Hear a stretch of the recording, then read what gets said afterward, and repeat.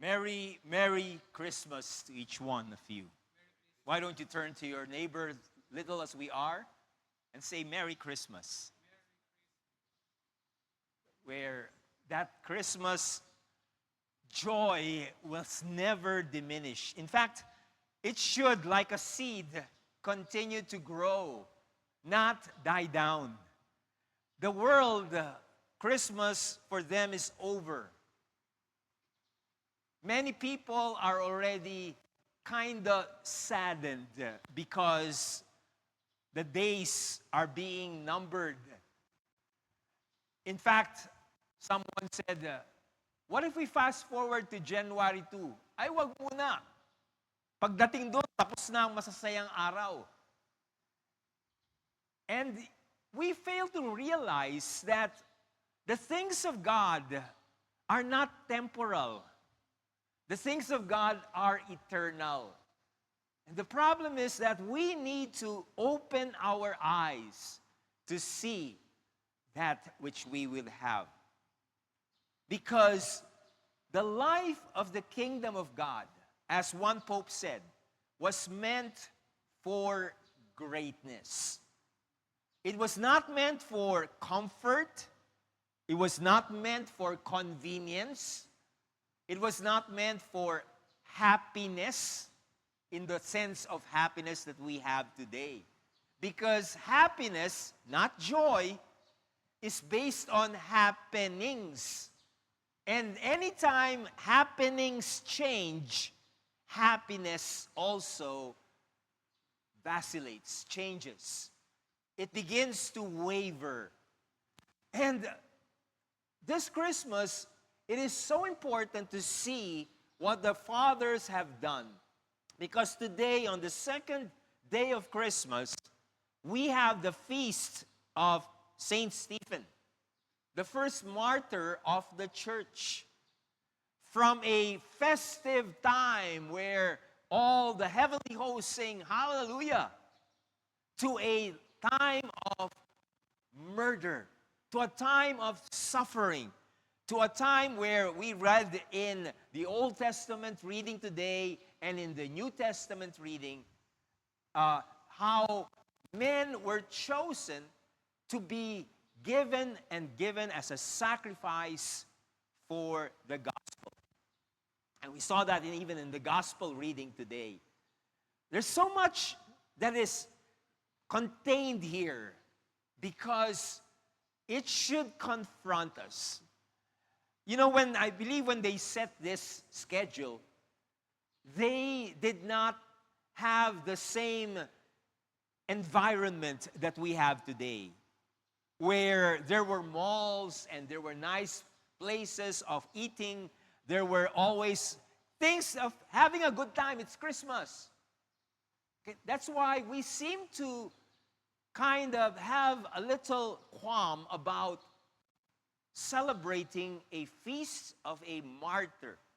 In fact, in many churches, they wear red, not white. They change the color to emphasize the distinction and yet the unity of the birth of Christ and the suffering.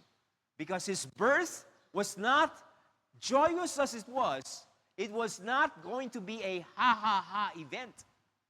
The shepherds came and the angel said to the shepherds, you will find a baby wrapped in swaddling clothes, lying in a manger. That was a prophetic word of an unblemished lamb that was ready to be sacrificed when the angel said that. So immediately the destiny of this babe was already set. He was to be sacrificed for the world. And this is something that we need to, I believe, understand. The context of Christmas is not just happiness and fun. It may contain that, but the real joy comes from seeing the perspective of God of life. That we today, even though we go through difficult times, Even though situations may change and differ. Situations like in Bicol, where landslides after landslides, in Oriental Mindoro, where people are brought to evacuation centers on Christmas Day. We here in the city perhaps are insulated and desensitized from the things that are happening all around. In Syria, there was a Christmas tree that was burned. In the areas of Israel, there are people who are dying. Why? Why? Like yesterday, why did it rain on Christmas Day? It spoils the fun. Why? Again, the Mass calls us all. Lift up your hearts. Lift up your hearts to see the real plan of God. Because Stephen, like martyrs, and we today have to realize there still are martyrs today. And a martyr is someone who sees the heavens open. Notice what happened to Stephen after he was chosen.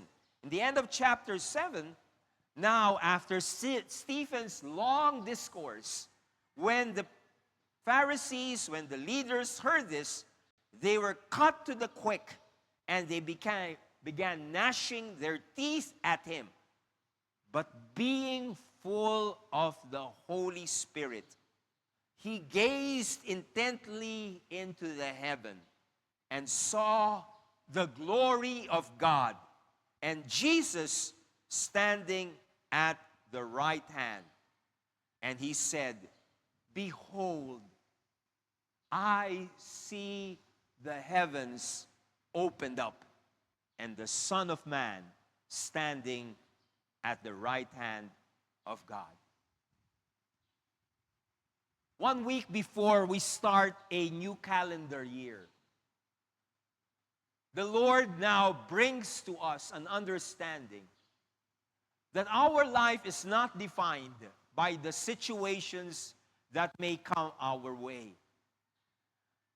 We need to understand that as a martyr in 2025, we must realize we are to see heaven open always. We are to see the provisions of God.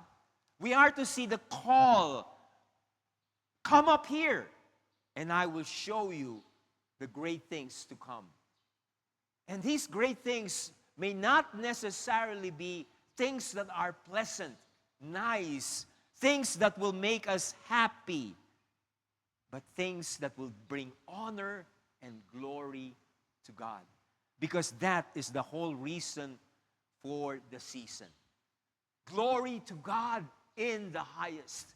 And today, it is very hard to live that, because even though in Him was life, and the life was the light of the world, or the life of men, the light shone in the darkness, but the darkness did not understand it. It is going to be swimming against the tide when we begin to live a life of Christianity. It is a time where the church today should radiate that light and allow that light to be able to conquer the darkness. When oppositions come, like in this life of the martyrs, I want to just leave with us the prescription of Peter. Understand that Peter lived in one of the harrowing moments after Jesus Christ ascended to heaven. He and many of the disciples lived in the age where Nero was the Caesar. And this guy, this leader, was so warped in his mind. Baluktot mag-isip. He killed his wife, he killed his mother, and then I believe he killed his second wife. And then he burned Rome and blamed the burning of Rome to this puny group of people called Christians. And so that was that Peter writes this writing. And I leave this 1 Peter chapter 4, verse 19 to us.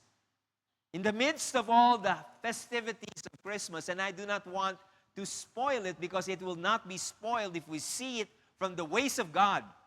Lalo pa tayong tatapang at lalo pa tayong maglalakas loob. Na pagdating ng January 2, sasabihin natin, yehey! Patuloy pa rin ang Pasko. Hindi, ay wala ng Pasko. Dahil tuloy-tuloy pa rin yun. Verse 19 of 1 Peter 4. Therefore, those also who suffer according to the will of God shall entrust their souls to a faithful Creator in doing what is right. Let me read that from the New Living Translation. So if you are suffering in a manner that pleases God, that's what a martyr is, a manner that pleases God. You woke up early this morning, it's a suffering where the bed is beckoning you to say, have more time to sleep. Call the leader and say, I'm not able to serve. But you defied that and you came here to play the piano, to sing, because you are suffering in a manner that pleases God. And he continues, keep on doing what is right and trust your lives to the God who created you, for he will never fail you. In other words, whenever a compromise is there, na gustong sabihin sa atin ng mundo, wag na, lumusot ka na, dayain mo na, magsinungaling ka na. And we many times are tempted to do that. Remember what Peter said. When you are facing a suffering while doing what is right, do what is right and trust God for the result. Magtiwala na tayo. Huwag mong dayain. The Lord will take care of you. The Lord will break a way where there seems to be no way. Yun ang message of the gospel. Yun ang message of the kingdom. Zechariah, Stephen, and many others in the Hall of Fame of Christianity continues to surround us, a great cloud of witnesses, and say, kaya nyo yan. Kaya nyo yan. Huwag kayong tatakbo sa kaunting hirap, sa kaunting patak ng ulan. Tubig lang yan na nanggaling sa langit. Huwag kayong matakot sa mga bagay na you feel you are suffering.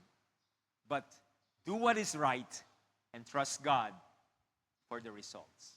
And have a Merry, Merry Christmas. In the name of the Father, and of the Son, and of the Holy Spirit.